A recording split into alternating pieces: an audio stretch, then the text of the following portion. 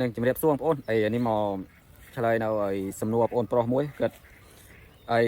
រឿងអង្គយ៉ានិយាយទៅអង្គយ៉ាដុំដងបបកត្រីនេះឥឡូវសូមមកចែករំលែកត្រេះមួយព្រោះធម្មតាអង្គយ៉ាបបកត្រីយើងទិញមកដបងភាគច្រើនបងប្អូនរឹតបងប្អូននឹងរឹតអង្គយ៉ាវាឲ្យតឹងហើយដើម្បីយកទៅបបកនេះបើដៃថ្មីភាគច្រើនគឺធ្វើអញ្ចឹងមិនថាតែបងប្អូនដៃថ្មីទេសំបីតាពូធ្លាប់លេងដបងក៏ពូធ្លាប់រឹតអង្គយ៉ាតឹងនេះយើងរឹតវាគឺរឹតតឹងលក្ខណៈថាតឹងងើបតឹងលក្ខណៈតឹងងើបចោលគឺតឹងលក្ខណៈថាតឹងរឹតឲ្យវាងើបចោលនៅនឹង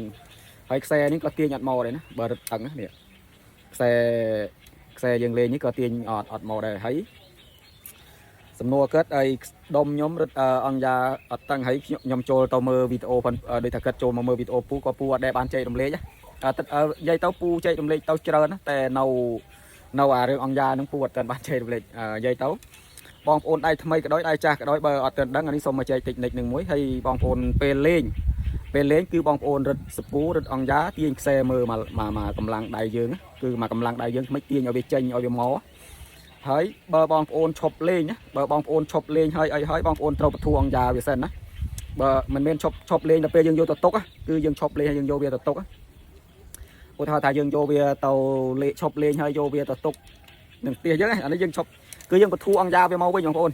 គឺយើងបធូរអង្គយ៉ាវាឲ្យរៀងធូរបន្តិចហើយចាំយកវាទៅទុកបើបងប្អូនទុក4-10ថ្ងៃខ្លះខែមួយខែអីក៏ទុកអត់អីទេវាការពារ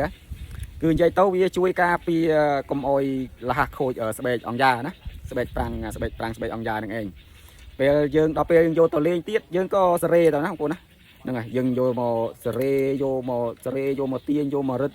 សពូលអីហ្នឹងក៏យើងត្រូវរឹតឲ្យលេខអីហ្នឹងធម្មតាយើងលេងក៏លេខ1លេខ2ទេព្រោះដៃវ៉ា PR100 នឹងឯងមូលហេតុថាគាត់សួរមកដូចជាណាចាដូចជាយូរដែរបងប្អូនដូចជាចង់ចូលយូរហើយព្រោះពូត្រូវអានឃើញម្ដងហើយពូទើបនឹងចាប់អារម្មណ៍ថាហើយពូក៏អត់ដែរបានចែករំលែកតិចនិចទៅនឹងដែរណាតិចនិចការលេងដុំលើដុំ casting នេះណាបងប្អូនខ្លះក៏ហៅដុំលើបងប្អូនខ្លះក៏ហៅដុំ casting អីចឹងទៅអញ្ចឹងហើយបើទៅពេលយើងលេងយើងមុននឹងលេងយើងសេរីវាទៅដូចខ្ញុំប្រាប់មិញហ្នឹងហើយសេរីវាធម្មតាទៅលេងទៅណាហើយដល់ពេលឈប់លេងបងប្អូនត្រូវបធូរអង្គយ៉ាវាមកវិញណាបធូរអង្គយ៉ាវាឲ្យយកវាទៅទុកទៅហើយវាអាចជួយបានច្រើនណាវាក៏រកខូចស្បែកអង្គយ៉ាខូចពួកដុំរឹតដុំស្បែកប្រាំងអីនឹងកស៊ូរឹតនេះវាជួយបានច្រើនណាបងប្អូនណាវាជួយយើងបានច្រើនហើយយើងអាចលេងអាចយើងត្រូវ1ឆ្នាំ2ឆ្នាំអីចឹងយើងអាចលេងដល់នឹងវាអត់ខូចទេបើមិនតែយើងរឹតវាងើបចូលហើយដល់ពេលយកទៅលេងយូរទៅវានឹងខូចស្បែកប្រាំងណាខូចស្បែកអង្គយ៉ាអញ្ចឹងហើយដល់ពេលអញ្ចឹងវារឹតអត់ជាប់ទេណាយូរទៅវានឹងរឹតអត់តឹងទេតែមានតែវិធីមួយយ៉ាងទេបងប្អូនត្រូវតែយកទៅដោះយកទៅលាងយកទៅសវិសចេញហើយឲ្យគេដូរស្បែកអង្គយ៉ាស្បែកប្រាំងនឹងឲ្យថ្មីទៅណាហើយអានេះក៏មានប៉ុណ្្នឹងបងប្អូនអានេះមកសុំមកចែករំលែកប៉ុណ្្នឹងតិចនៃការប្រើដុំ casting ហ្នឹងអរគុណច្រើនបងប្អូនជម្រាបលា